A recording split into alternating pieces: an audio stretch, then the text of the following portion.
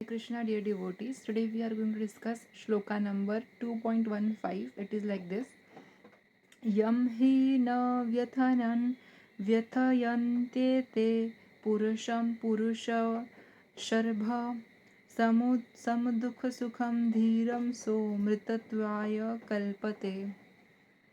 हे पुरुष श्रेष्ठ अर्जुन, जो पुरुष सुख तथा दुख में विचलित नहीं होता और इन दोनों में संभाव रखता है, वह निश्चित रूप से मुक्ति के योग्य है। तो यहाँ पे भगवान जी क्या कह रहे हैं कि जो सुख और दुख को समान समझता है और सुख और दुख में क्या नहीं होता, विचलित नहीं होता है, उसका जो मनोभाव रहता है वो सेम रहता है, तो ऐसा इंसान क्या है, वो हमेशा मुक्ति के क्या होता है, योग्य होता है, कैपेबल होता है। वह निश्चित रूप से ही मुक्ति के योग्य है, कैपेबल है। श्रील प्रभुपाद जी द्वारा तात्पर्य श्रील प्रभुपाद जी की जय।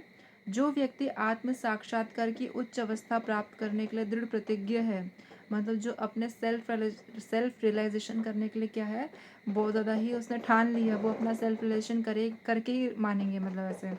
और सुख तथा दुख के प्रहारों को संभाव से सह सकते हैं, और सुख और दुख को दोनों को सहन करना उन्हें आता है, मतलब वो सुख में ज़्यादा खुश नहीं होते और दुख में ज़्यादा दुखी नहीं होते, न्यूट्रल रहते हैं। वह निश्चय ही मुक्ति के योग्य है।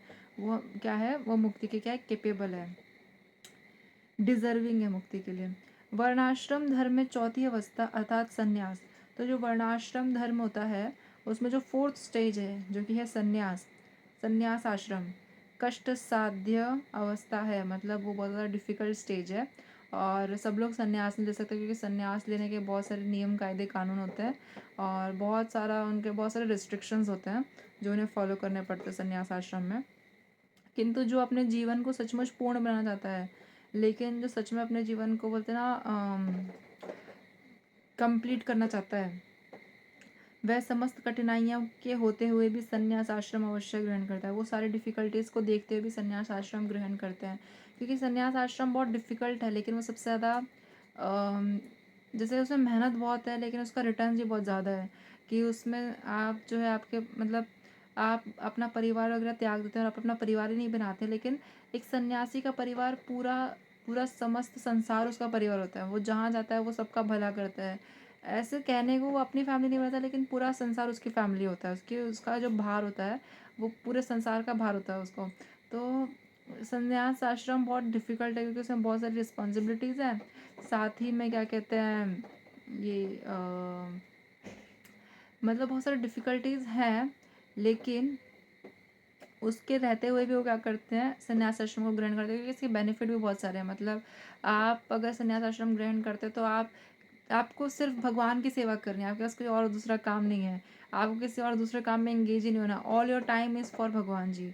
You don't have family, so you don't have to devote your time to other people, you have to serve bhagwan ji. तो इसके बहुत सारे फ़ायदे कि आप अपना 24/7 365 डेज भगवान जी को डिवोट कर सकते हो, ये इसका बहुत बड़ा फ़ायदा है। और इसीलिए आप जो है मुक्ति धाम में आपका जाने के लिए, क्योंकि आप देखो हम जो भी चीज़ को प्रैक्टिस करते हैं वो उसमें परफेक्ट हो जाते हैं, तो आप भक्ति को जितना प्रैक्टिस करेंगे वो उसमें उतने हाई लेवल पे जाते हैं, और इसी तरह से वो जो है मुक्ति के लिए क्या हो जाता है, योग्य बनते हैं। तो इसलिए कहते हैं कि सन्यासियों को मुक्ति जल्दी मिलती है एज़ कम्पेयर टू गृहस्थ आश्रम वालों को। ये कठिनाइयाँ पारिवारिक संबंध विच्छेद करने तथा पत्नी और संतान ये संबंध तोड़ने के कारण उत्पन्न होती है।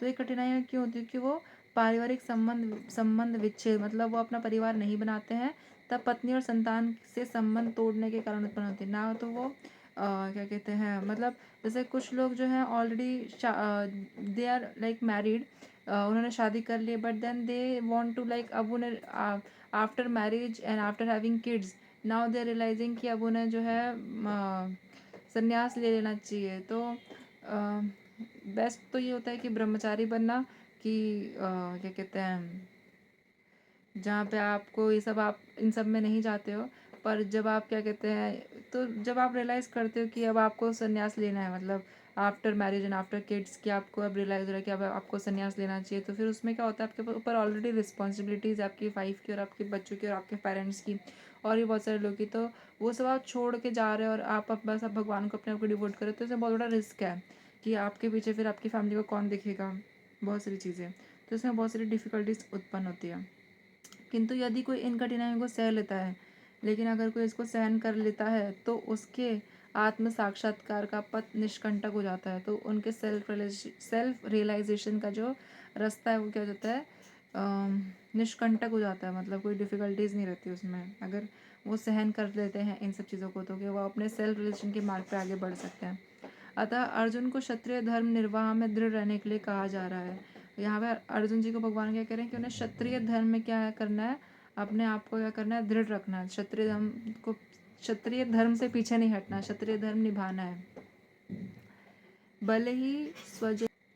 भले ही स्वजनों या अन्य प्रिय व्यक्तियों के साथ युद्ध करना कितना ही दुष्कर क्यों ना हो, यानी कि अपने लोगों से या फिर और भी जो लोग आपको पसंद है, प्रिय व्यक्ति हैं जो भी, उनके साथ युद्ध करना कितना ही डिफिकल्ट क्यों ना हो।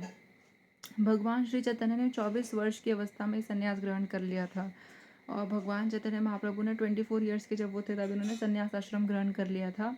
यद्यपि उन पर आश्रित उनकी तरुण पत्नी तथा वृद्ध माँ की देखभाल करने वाला अन्य कोई नहीं था, जबकि उनकी क्या कहते हैं, he was just married and, और उनकी जो बूढ़ी मम्मी थी उनकी देखभाल करने वाला कोई नहीं था, फिर भी उन्होंने संन्यास आश्रम ग्रहण किया।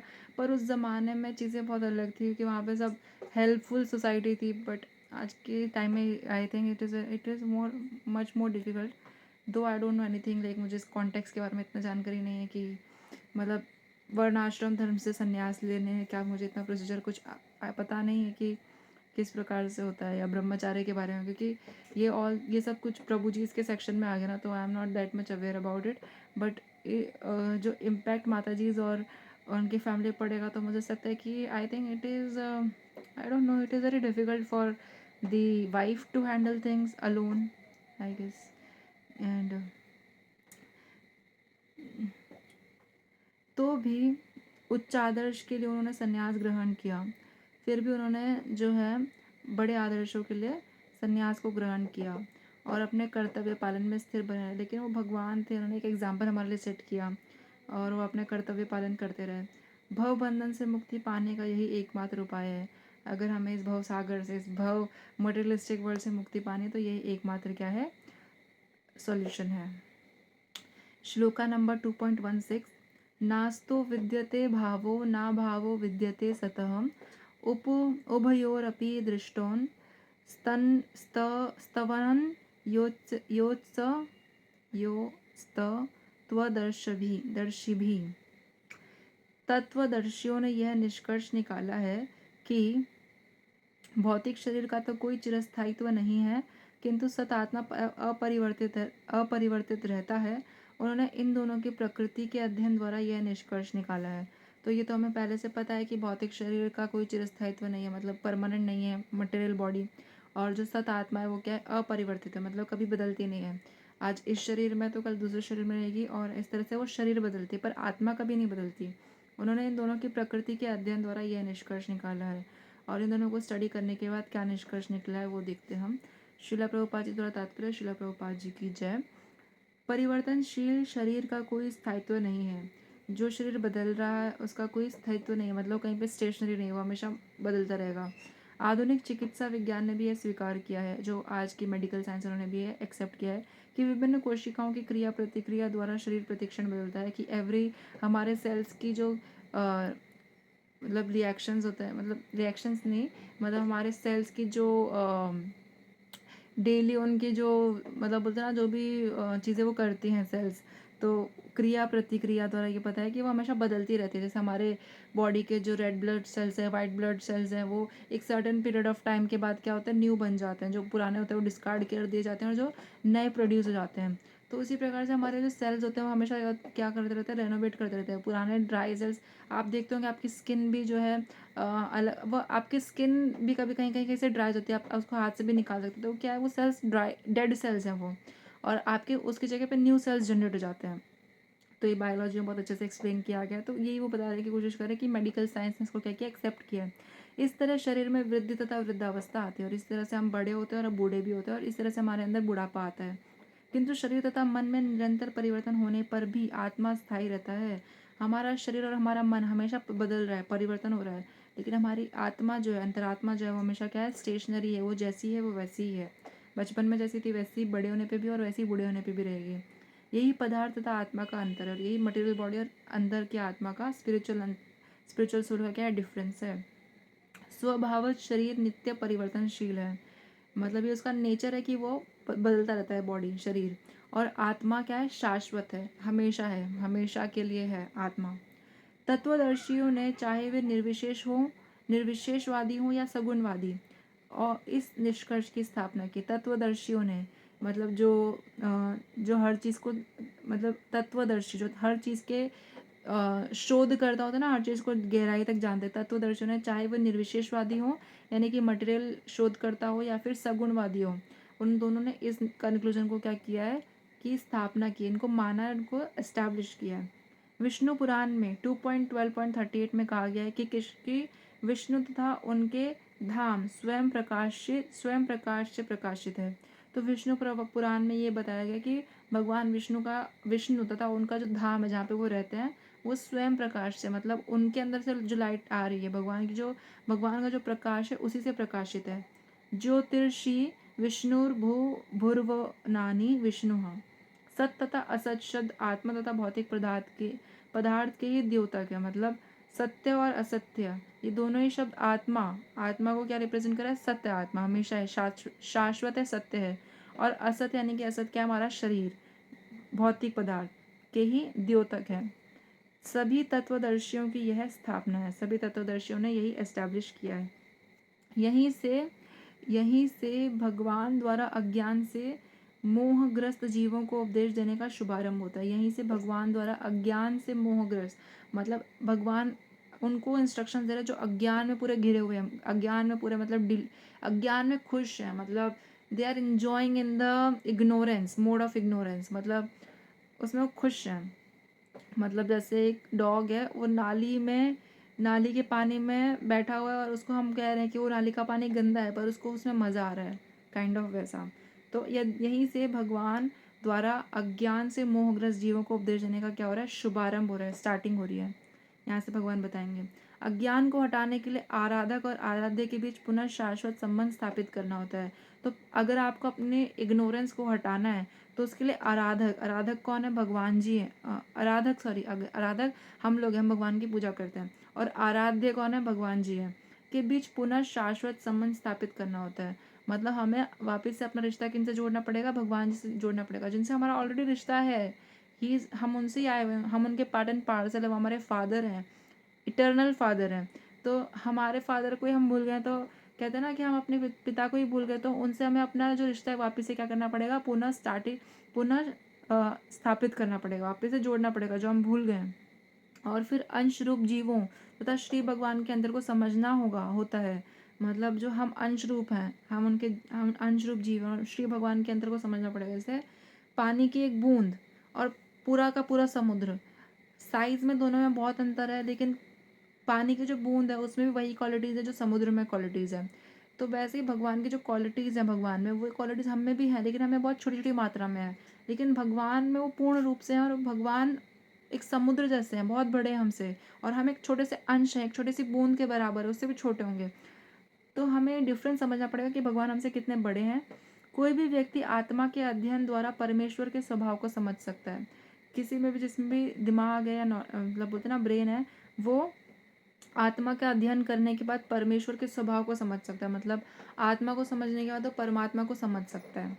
आत्मा तथा परमात्मा का अंतर अंश तथा पूर्ण के अंतर के रूप में है। जैसे मैंने आपको बता दिया कि समुद्र क्या है, पूरा है, लेकिन उसकी एक छोटी सी बूंद उसका क्या है, एक पार्ट है। वैसे ही भगवान पूरे और हम उनका क्या है, एक छोटा सा हिस्सा है, एक पार्ट है उनके। आत्मा तथा परमात्मा का अंतर अंश तथा पूर्ण के अंतर के रूप में है। वेदांत सूत्र तथा श्रीमद् भागवत में परमेश्वर को समस्त उद्भवों प्रकाश का मूल माना गया है। जो वेदांत सूत्र और श्रीमद् भागवतम है, वहाँ पे भगवान को क्या माना गया है, समस्त उद्भवों, मतलब हर चीज़ का प्रकाश वही है। और हर चीज़ में जो भी प्रकाशमान आपको दिख रही है, लाइट भी जैसे जल रही है सूर्य से, मतलब ये लाइट इलेक्ट्रिसिटी से चल रही है, और इलेक्ट्रिसिटी किससे आ रहा है, तो वाटर से आ रहा होगा, या थर्मल पावर प्लांट, या फिर क्या कहते हैं विंड मिल, या फिर क्या कहते हैं इलेक्ट्रिसिटी जिससे कोयले से, कुछ भी कहीं से प्रोड्यूस हो रहा है, बट एट द एंड कहाँ से आ रहा है, नेचर से आ रहा है। और नेचर किसने बनाया, भगवान ने बनाया। तो ये सब कुछ किसकी एनर्जी से आ रहा है, भगवान की एनर्जी से आ रहा है। ऐसे उद्भवों का अनुभव परा तथा अपरा प्राकृतिक क्रमों द्वारा किया जाता है, मतलब ऐसे उद्भवों का अनुभव, अगर आपको इन सब चीज़ों का क्या करना है, अनुभव करना है, तो परा तथा अपरा प्राकृतिक क्रमों,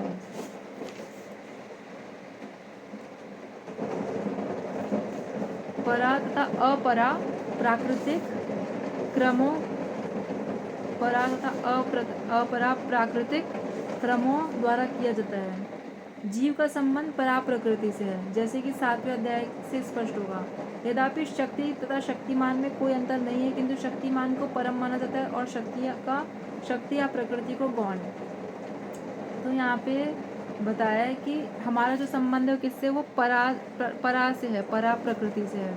और यहाँ पे बताया गया कि इन सब चीज़ों का एक्सपीरियंस हमें परा और अपरा प्राकृतिक क्रमों द्वारा किया जाता है। मतलब मुझे भी परा और अपरा का मतलब नहीं पता है, मैं आपको बता दूंगी। तो परा और अपरा की जो नेचुरल क्रम है, मतलब क्रम मतलब एक सीरियल में, एक ऑर्डर में है, तो उससे हम समझ सकते हैं। जीव का संबंध परा प्रकृति से है। जीव का संबंध हमारा संबंध किससे, परा प्रकृति से है, जैसा कि 7वें अध्याय से स्पष्ट होगा। तो जो 7 चैप्टर है उसमें हमें पता चलेगा पूरी कहानी। यद्यपि शक्ति तथा शक्तिमान में कोई अंतर नहीं है। अभी आप हो, आप शक्तिमान हो, अभी मैं ऐसे बोलूँगी कि आपकी मसल की शक्ति को मैं साइड में निकाल के रख देती हूँ और मैं बोलूँगी कि आपकी शक्ति है, नहीं। आपकी शक्ति और आपकी शक्ति, मतलब जो शक्तिमान है, जिसके अंदर शक्ति और जो शक्ति उसके अंदर है, उन दोनों को आप अलग नहीं कर सकते, शक्ति और शक्तिमान को। तो उसी प्रकार से शक्ति और शक्तिमान में कोई डिफरेंस नहीं होता है, किंतु शक्तिमान को परम माना जाता है। फिर भी हम शक्तिमान को क्या मानेंगे, हायर लेवल का मानेंगे, और शक्ति या प्रकृति को उससे थोड़ा सा नीचे मानेंगे, गौण मानेंगे। अतः सारे जीव उसी तरह परमेश्वर के सदैव अधीन रहते हैं। इसी तरह से हम सभी क्या हैं, भगवान के अंडर में रहते हैं, भगवान के शेल्टर में रहते हैं। जिस तरह सेवक स्वामी के या शिष्य गुरु के अधीन रहता है, जैसे कि कोई सर्वेंट है वो अपने बॉस के अधीन रहता है, और जैसे कोई स्टूडेंट अपने टीचर के अंडर में रहता है, उसी प्रकार से अज्ञानावस्था में ऐसे स्पष्ट ज्ञान को समझ पाना असंभव है। अगर हम मोड ऑफ इग्नोरेंस में हैं तो ऐसे नॉलेज को समझ पाना क्या है, हमारे लिए डिफ़िकल्ट है। अतः ऐसे अज्ञान को दूर करने के लिए सदा सर्वदा के लिए जीवों को प्रबुद्ध करने हेतु भगवान भगवद गीता का उपदेश देते हैं। तो इसी अज्ञान को दूर करने के लिए हमें हमेशा भगवान क्या करते हैं, भगवद गीता का नॉलेज देते हैं। So thank you so much dear devotees. परा और अपरा का मीनिंग मैं कमेंट सेक्शन में बताऊंगी। Thank you so much for listening to me patiently. वंशः कल्पतरुभ्यश्च कृपा सिन्धुभ्येव च पतितानां पावनेभ्यो वैष्णवेभ्यो नमो नमः। अनंत कोटि वैष्णववृंद की जय। श्रील प्रभुपाद की जय। ग्रंथराज श्रीमद् भगवद गीता की जय। नामाचार्य श्री हरिदास ठाकुर की जय। प्रेम से कहें जय श्री कृष्ण चैतन्य प्रभु नित्यानंद श्री अद्वैत गदाधर श्रीवासादि श्री गौर भक्त वृंद की जय। हरे कृष्ण कृष्ण कृष्ण हरे हरे, हरे राम राम राम हरे हरे। हमें हमेशा अपने दोनों हाथ उठा के जो है हरे कृष्ण महामंत्र बोलना चाहिए। इससे ये होता है कि जैसे आप किसी छोटे बालक को देखते हो, जब उसको अपने मम्मी की गोदी में आना होता है, अपने पापा की गोदी में आना होता है, तो कैसे अपने दोनों हाथ फैला के उनकी तरफ करता है कि मुझे उठा लो मुझे उठा लो। वैसे जब हम दोनों हाथ उठा के भगवान को पुकारते हैं तो हम ये बोलना चाहते हैं भगवान को कि भगवान मुझे आप अपने पास बुला लो, मुझे गोदी उठा लो, ऐसा वाला। So thank you so much dear devotees. Hare Krishna, धन्यवाद, प्रणाम।